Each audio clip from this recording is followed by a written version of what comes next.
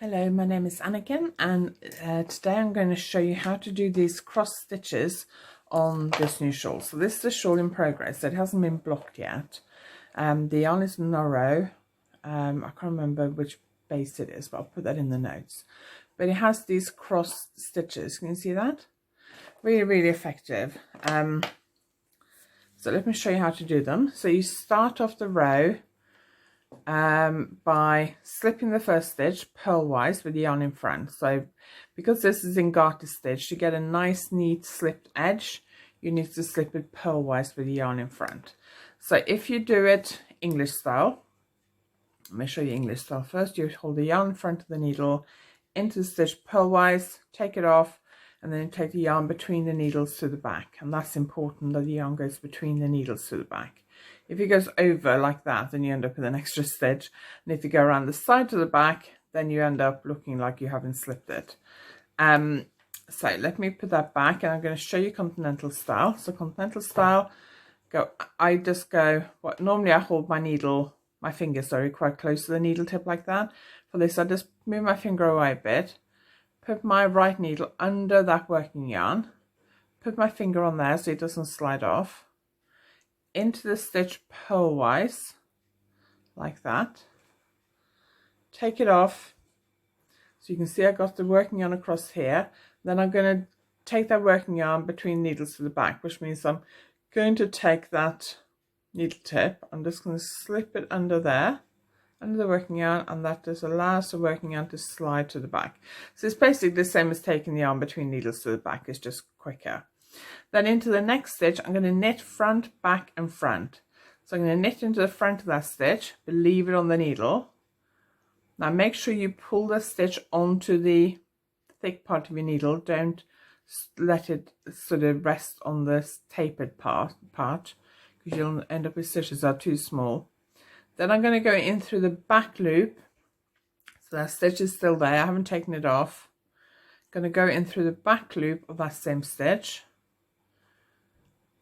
And then I'm going to go in through the front like that. So now I actually have 4 stitches because that last increase created 3 stitches out of 1. So I've now got 4 stitches.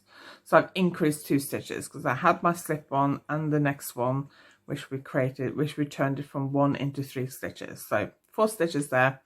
Then I'm going to go into the next stitch, and instead of just wrapping the yarn around and finishing, I'm going to wrap the yarn 3 times around. So 1, 2, 3, then bring it through. So you can see if I count here, hang on, 1, hang on. Got to make sure you don't end up with the stitches on the tapered part. 1, 2, 3. Into the next stitch, 1, 2, 3. And again, make sure you pull the stitches onto the thick part of the needle. These needles are 5.5mm, I think. So it's a big difference between the tapered part and the thick part. 1, 1, 2, 3. So English style, same way. In 1, 2, 3, and bring it back through.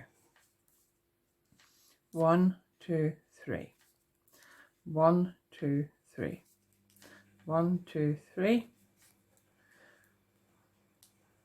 1, 2, 3. So you can see for each stitch you end up with 3 stitches. So don't count your stitches after this round because you'll have a lot more stitches than you should do. Then in the next round we'll cross them. So I'll go and finish this round, then I'll come back and show you what I'm doing. So I've done the whole row now. You can see here we've got these clusters of 3. Now one thing I will warn you about is that it can be difficult to get them back onto the knitting needle. So you need smooth, I use circular needles. You can use straight ones, but I've got quite a lot of stitches on the needle at the moment. So I prefer circulars, but you've got to make sure there's a smooth join from the cable to the needle tip. These are Chowgoos, which are my favorite knitting needles, and they have a very smooth join. You also got to make sure you've used interchangeable, so you tighten them up properly so there isn't a gap here where you join them. But because these are 5.5mm needles, there's still a big difference between the cable and the actual needle tip. So you do just have to be a little bit careful. And if you can't push them on, usually you can just like use your fingertips and like ease them over. And it should be okay. You shouldn't not be able to do it. Okay, so I knitted the last few stitches of the previous row.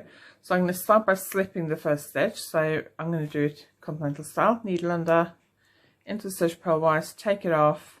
Then I'm going to take that needle and go under the working yarn so that the working yarn slides to the back. Then I'm going to knit one.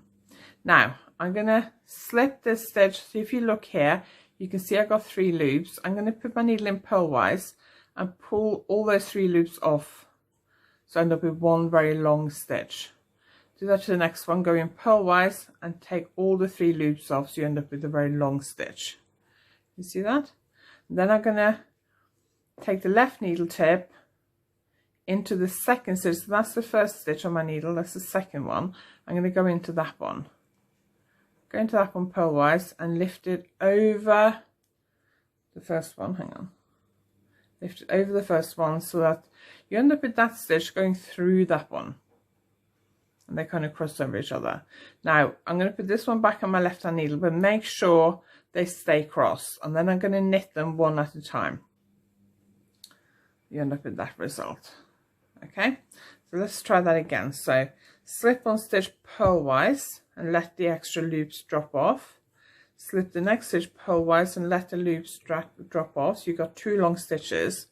Then you're going to go into the one that's furthest from your needle tip. So stitch number 1, stitch number 1, stitch number 2. Go into the second stitch and you're going to pull it off the needle tip, but make sure this one ends up going through it. You see that? And then put that one back on the left hand needle. Make sure they remain crossed and then knit them one at a time. Don't knit them together because then it won't look right and you'll end up with half the number of stitches. Okay, so slip the next one purlwise, slip 2 purlwise, go into the second stitch, lift it over the first one. So hang on, if I let go of that stitch I had on my left hand needle, it's not going to unravel because I don't know if you can see this, but it's basically like stuck on this one. And lift that one back on again. So if you drop that second one, it doesn't matter. Okay, put that one back on the left hand needle, but make sure they remain crossed and then knit them one at a time. Slip one purlwise, slip the second one purlwise, lift that one over and put that one back. I think actually in the written instructions I called this one the first one, this one the second one, then you lift the first one over the second one and knit them. So first one, second one, lift the first one over the second one and then knit them.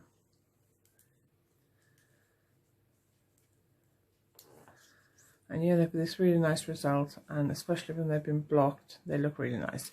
So you can do this on any number of stitches. So a standard stitch pattern that's in loads of stitch dictionaries is when you do 8.